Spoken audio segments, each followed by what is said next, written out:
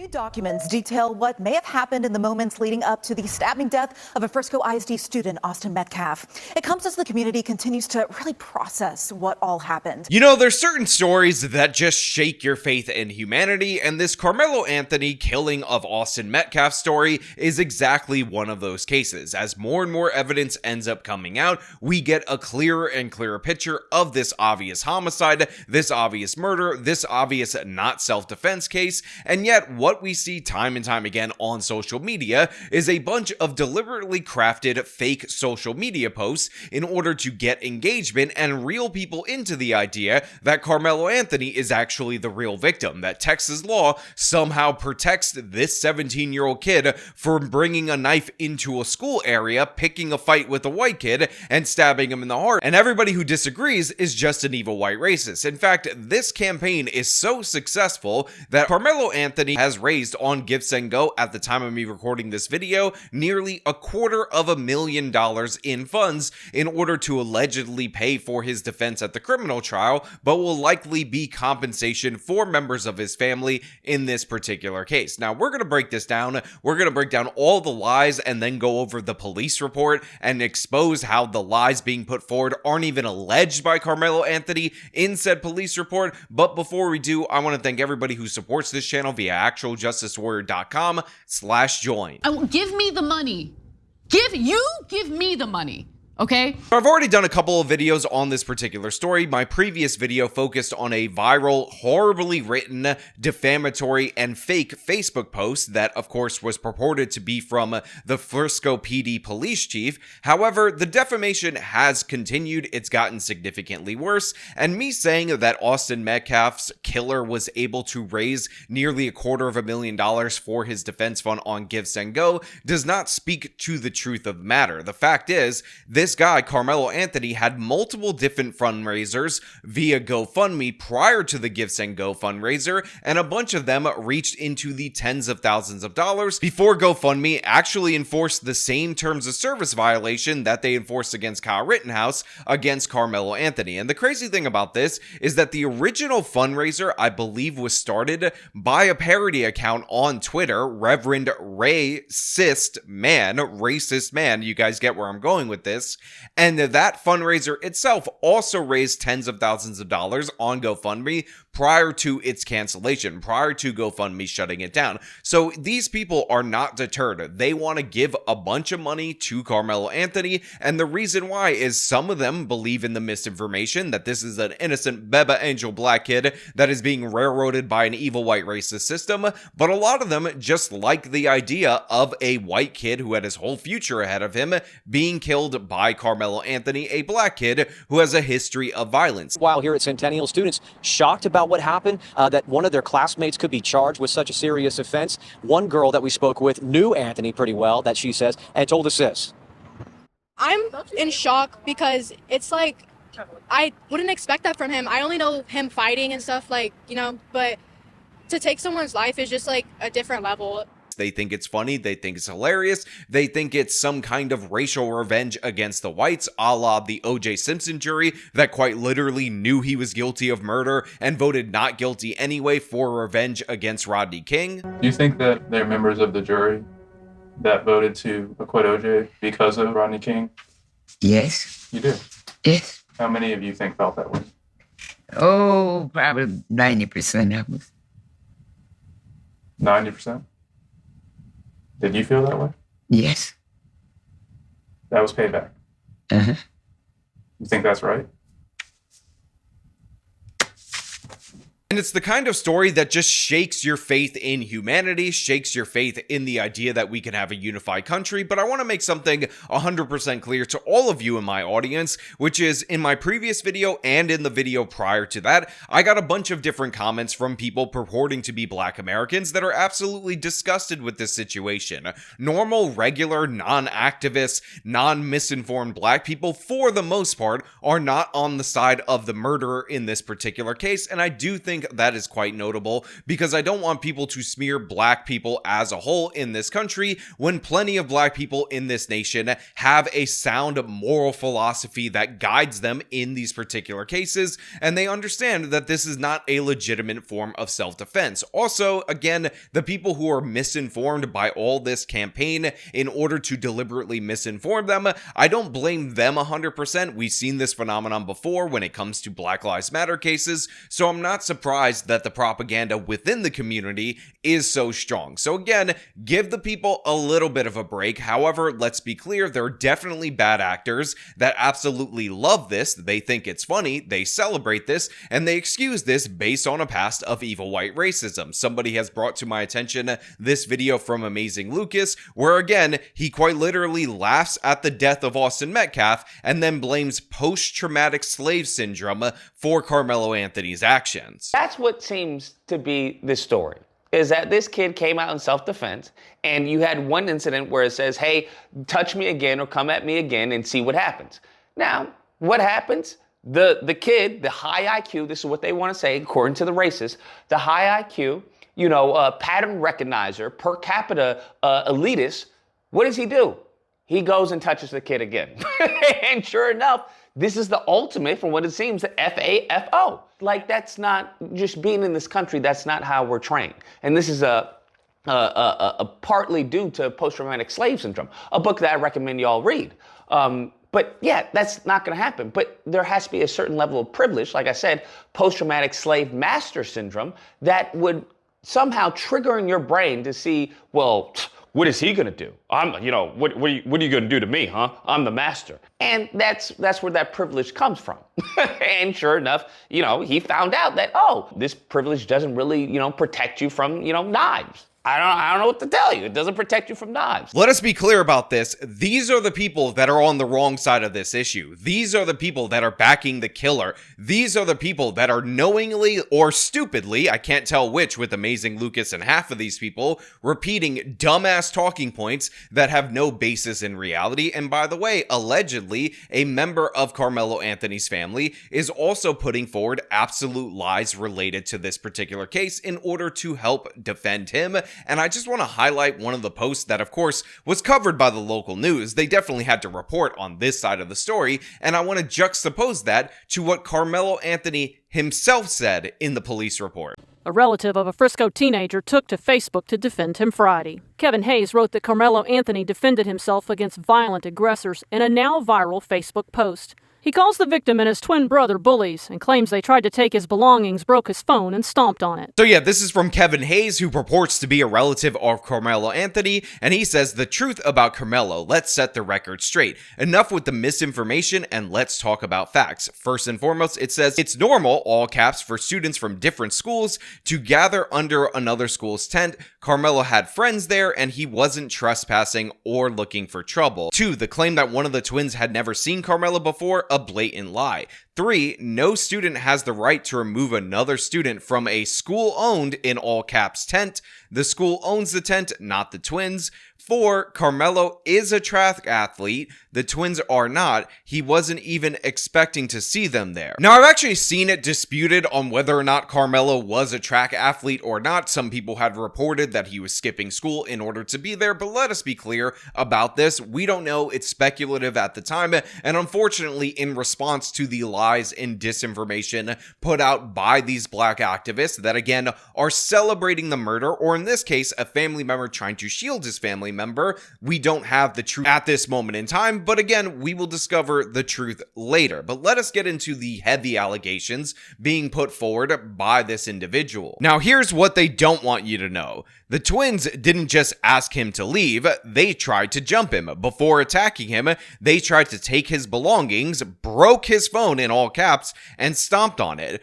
The twins are known bullies, all caps. So ask yourself, if two 200-plus pound attackers came at your child, what would you expect them to do? And yet, despite everything, the media is trying to destroy Karmelo's name.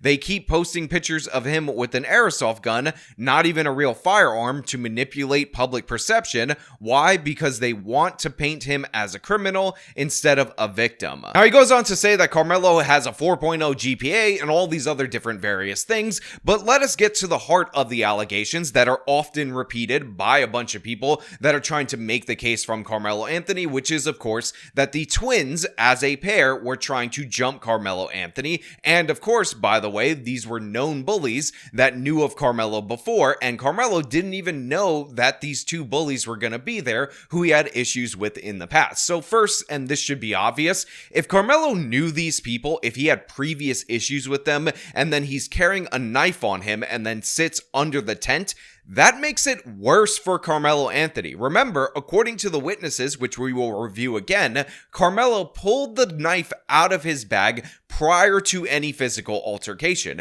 So you have somebody who allegedly, according to the relative, has a history of being bullied by these two individuals. He ends up sitting in their particular area. He is noticed by those individuals, and then he immediately pulls out a knife, again in a concealed way, and says, "Touch me and see what happens.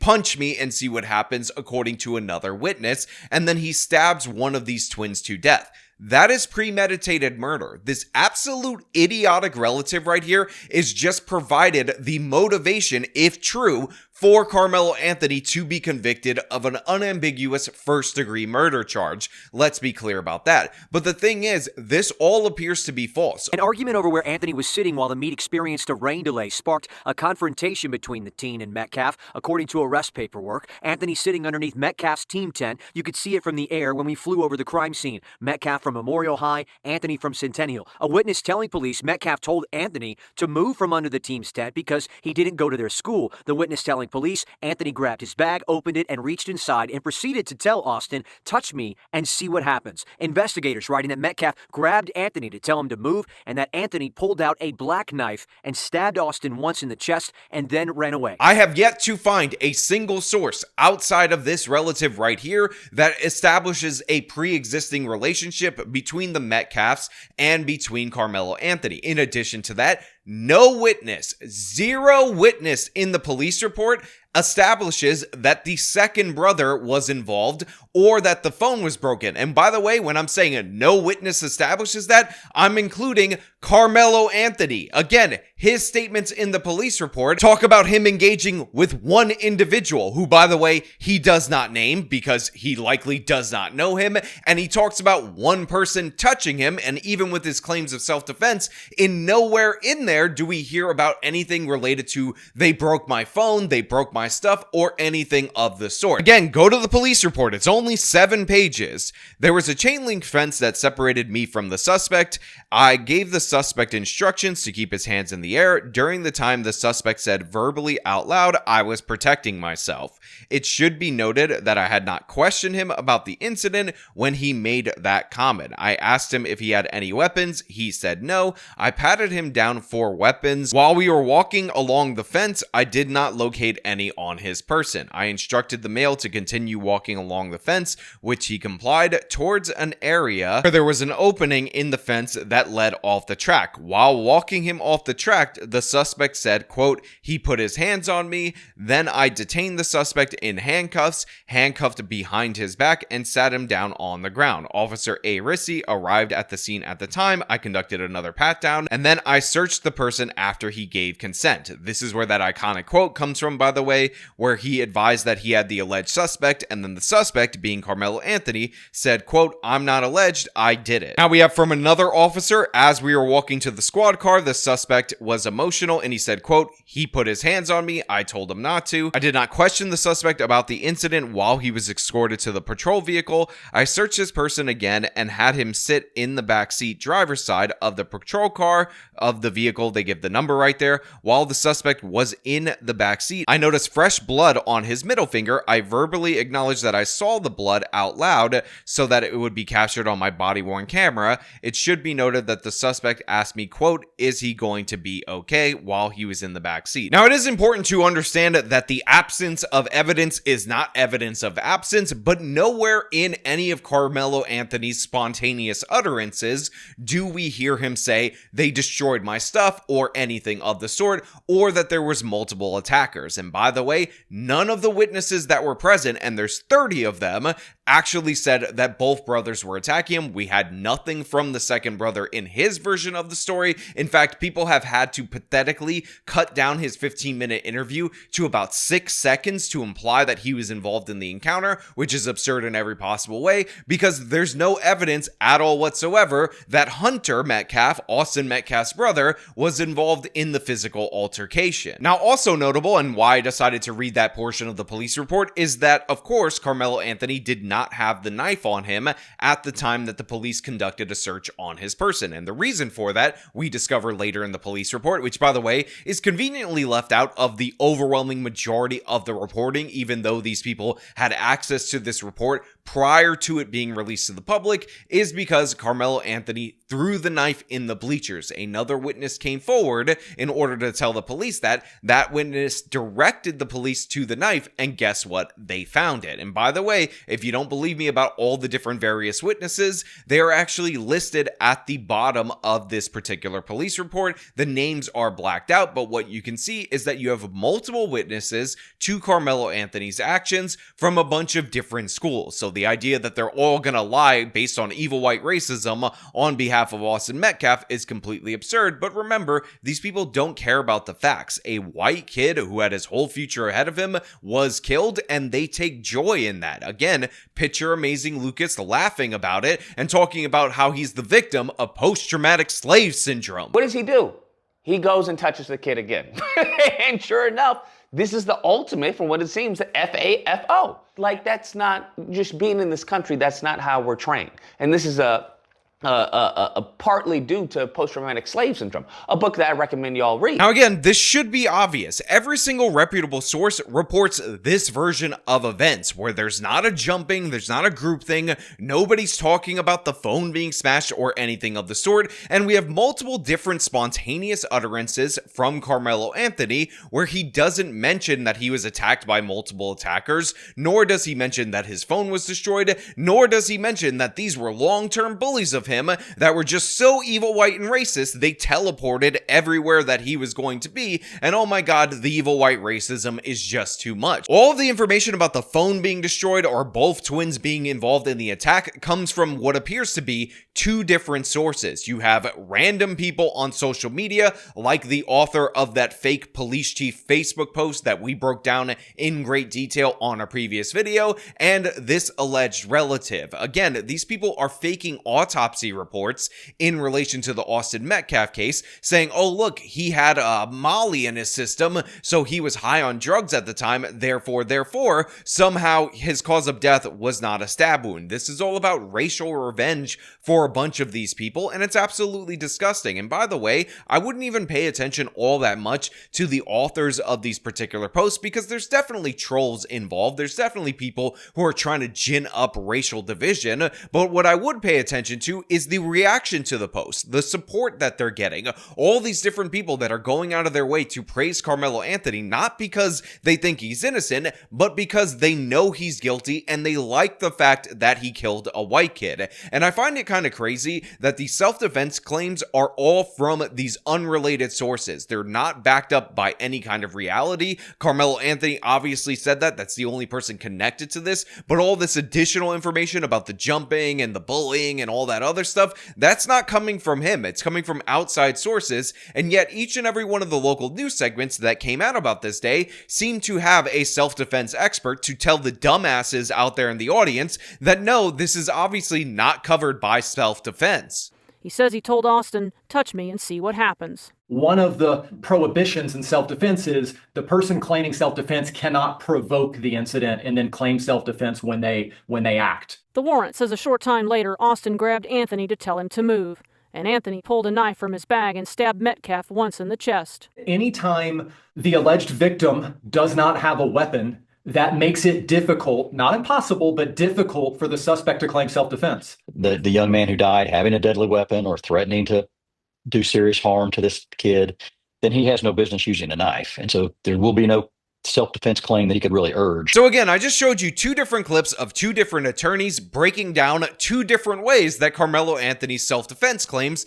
completely fall apart. The first one is pretty damn obvious. You cannot provoke a fight, which, by the way, the overwhelming evidence right now shows that that's exactly what Karmelo Anthony did, and then claim stand your ground or self-defense, which, by the way, the stand your ground law is being greatly misinterpreted in terms of the people even invoking it in this situation. But whatever, we're just going to stay with standard self-defense at this moment in time, because that's not how it works. Just like you can't invite somebody over to your home, shoot and kill them, and then claim the castle doctrine. That is obviously not how that works. You have to be an absolute idiot to believe that's how it works. But even if Karmelo Anthony didn't provoke the altercation, it's important to understand that you cannot escalate a regular, ordinary fist fight without a reasonable fear of deadly force or serious bodily injury into a deadly force altercation. So yeah, this is clear and obvious as of right now. Now, of course, new information could come out in the future that could change that. Let us be fair about that. That is always a possibility in these particular cases.